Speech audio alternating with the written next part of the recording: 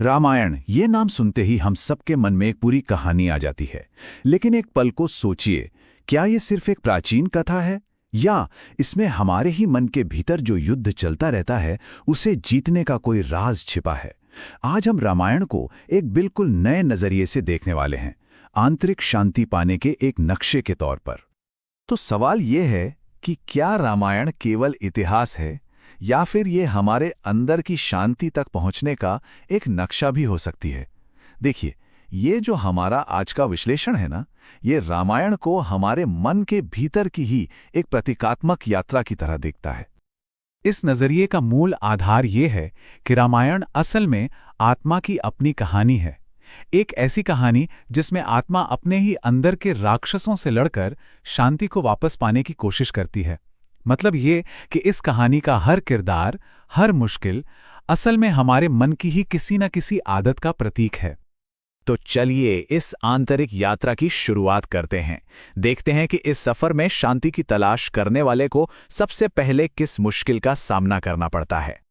और ये पहली बड़ी बाधा है सिंहिका, यानी दूसरों को नीचे गिराने की हमारी आदत। ये हमारे अंदर की जलन, हमारी ईर्ष्या का प्रतीक है। तो ये सिंह का वृत्ति आखिर है क्या भला? देखिए, ये वो आदत है जब हम किसी को आगे बढ़ता हुआ देखते हैं तो हम खुश नहीं होते बल्कि जलने लगते हैं, और फिर हम उनकी कमियां ढूंढते हैं, उन्हें नीचे खींचने की कोशिश करते हैं। ये वृत्ति ना किसी की परछाई पकड़ लेती है, मतलब उनकी कमजोरियों को पकड़कर उन्हें आगे बढ़ने ही नहीं देती। इस आदत को समझने के लिए एक बड़ा मजेदार सवाल है। सवाल यह है कि भाई, भारतीय मेंढकों से भरी किसी टोकरी पर ढक्कन लगाने की जरूरत क्यों नहीं पड़ती? और इसका जवाब बड़ा हैरान करने वाला है। जवाब यह है कि अगर कोई एक मेंढक बाहर निकलने की कोशिश करेगा ना, तो बाकी सब मिलकर उसे वापस नीचे खींच लेंगे।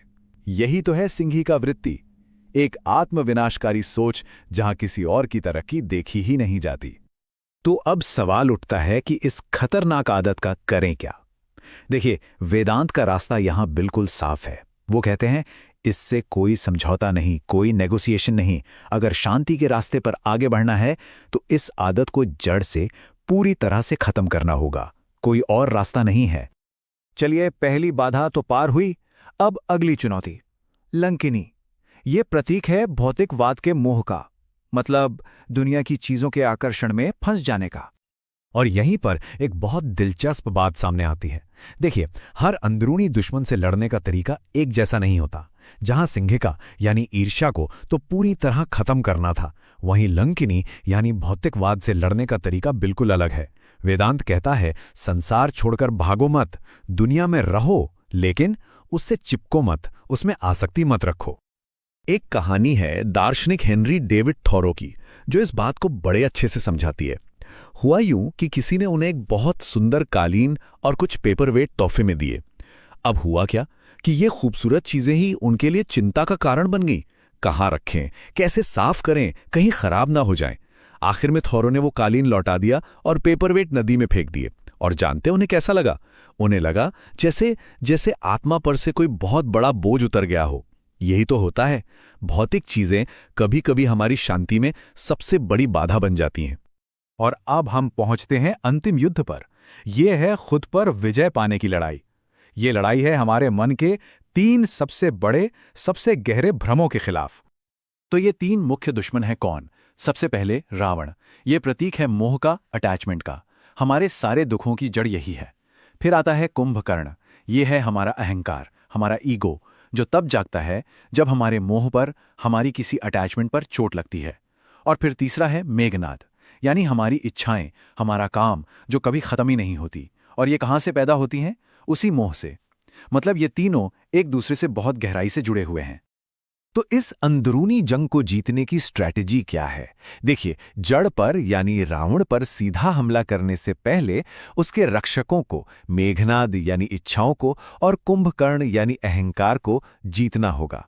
एक बार जब इच्छा और अहंकार पर काबू पा लिया तो मोह की, अटैचमेंट की बुनियाद अपने आप ही ढह जाएगी। तो इस युद्ध को जीतने के बाद आखिर मिलता क्या है?